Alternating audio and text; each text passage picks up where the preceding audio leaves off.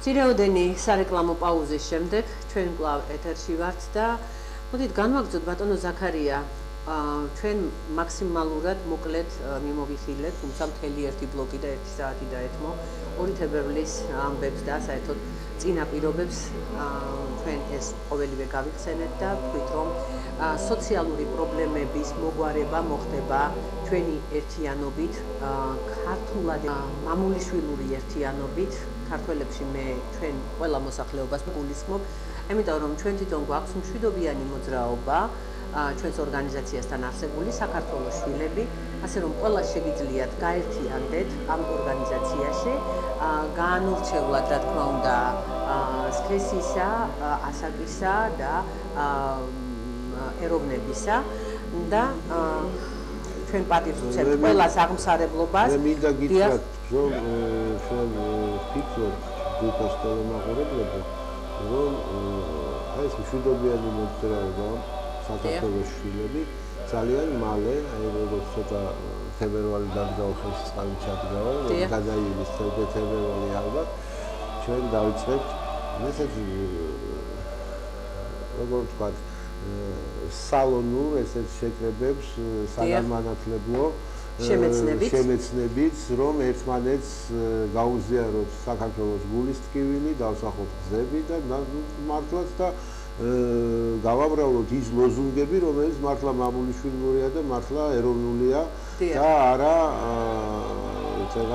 წინასწრაში რაზეც ვისაუბრეთ, ფსევდოეროვნული რაღაცა პათოსით შეპყრობილი ხალხი ჩვენს მოსახლეობის ძირითად ნაწილს, რომ ერთი მიტინგიდან მეორე მიტინგზე დაატარებენ და საბოლოოდ ვიწრო წრე აი ამ ფსევდოეროვნული ხალხის ხდება პარლამენტებში და აგრძელებენ ისე იგივე თავიანთი აუცილებლობის ჩაგვრას. მოდით დროს მივღართავ კარგად ამაზე, მარტო ერთი დავამატოთ ის ბატონო ზაქარია, რომ ჩვენ რა თქმა უნდა იმის ფინანსები არა გვაქვს, რომ ტელევიზია შევინახოთ და დავალიანებები არ გქონდეს.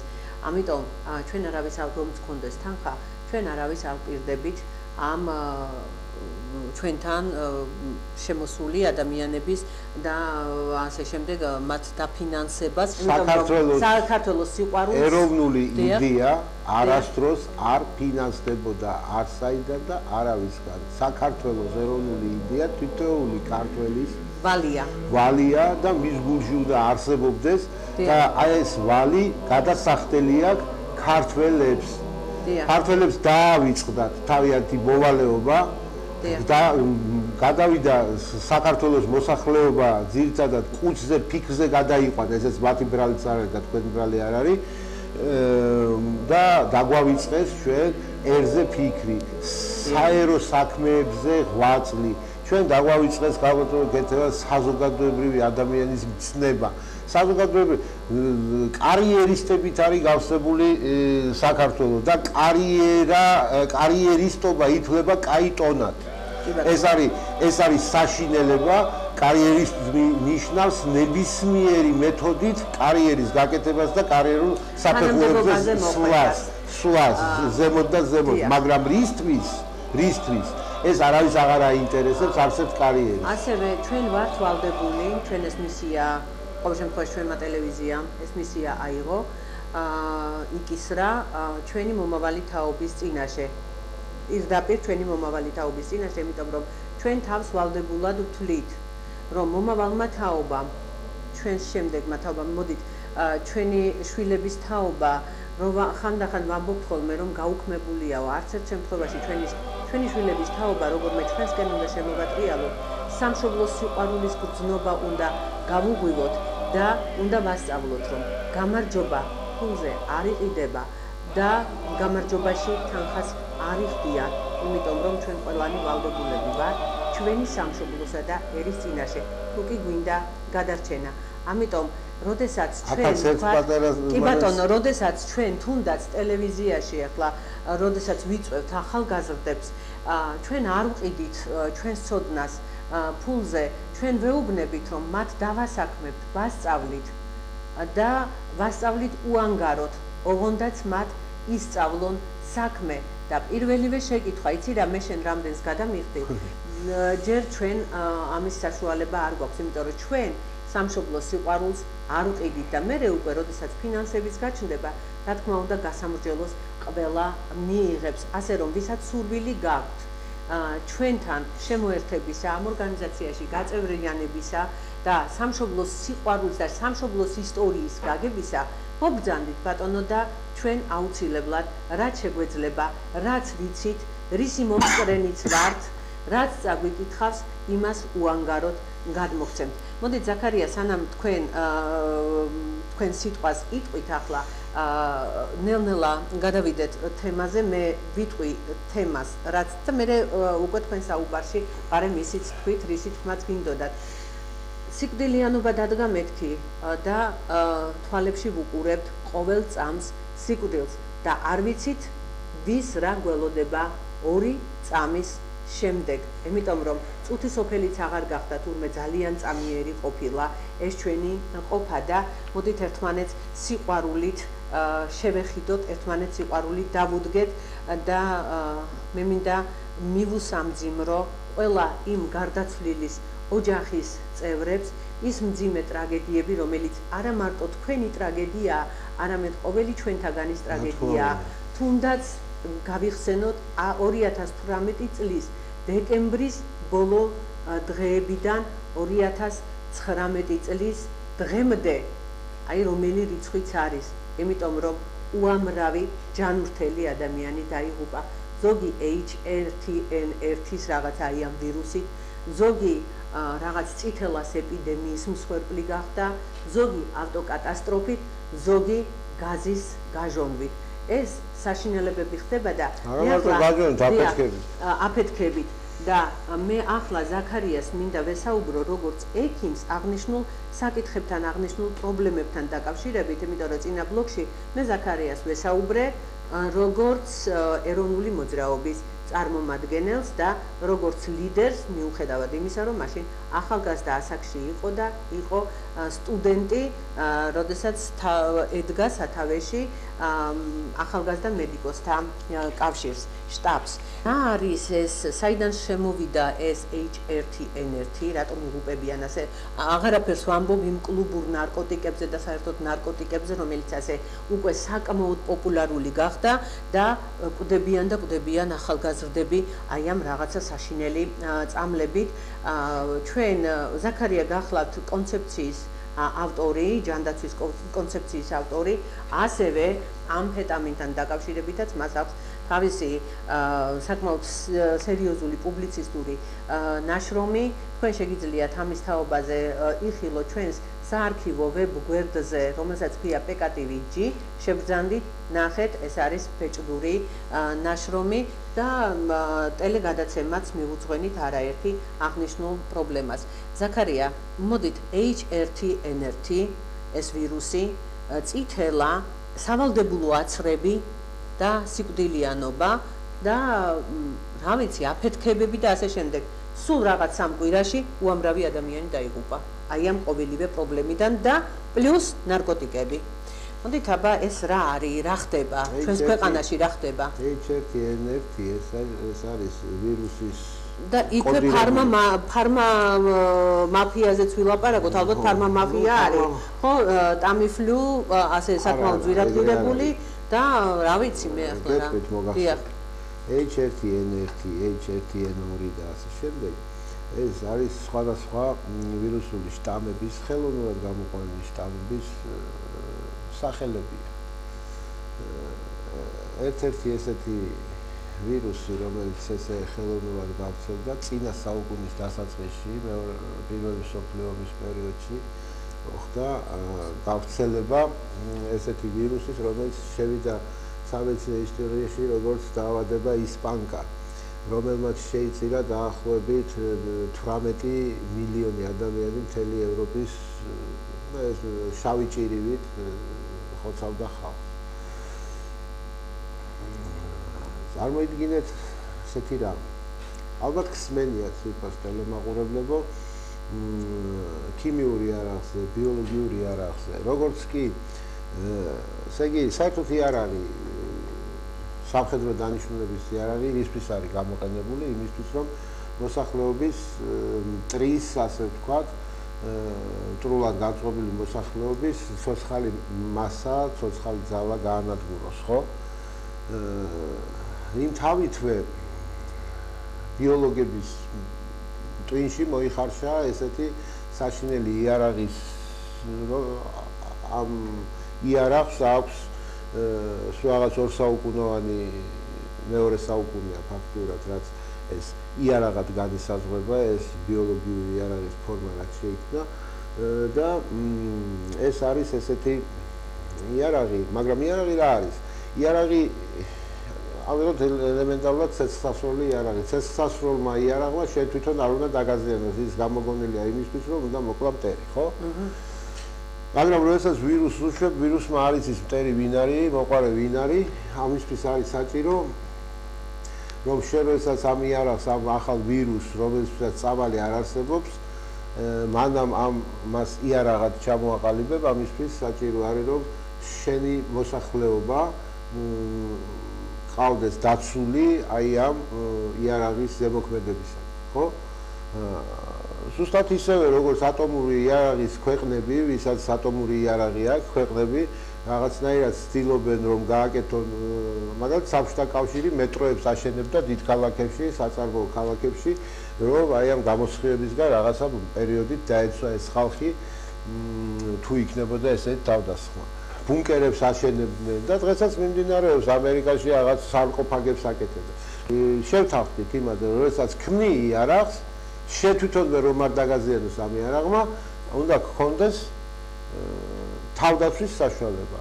ზუსტად იგივე დანიშნულებას ემსახურება აირწინაღი, მაგალითად ქიმიური იარაღის გაშვების დროს შენ ჯარისკაცებს აირწინაღებს გაუკეთებ და ის აღარ იმოქმედებს შენ ჯარისკაცს და მოკლავს სხვას.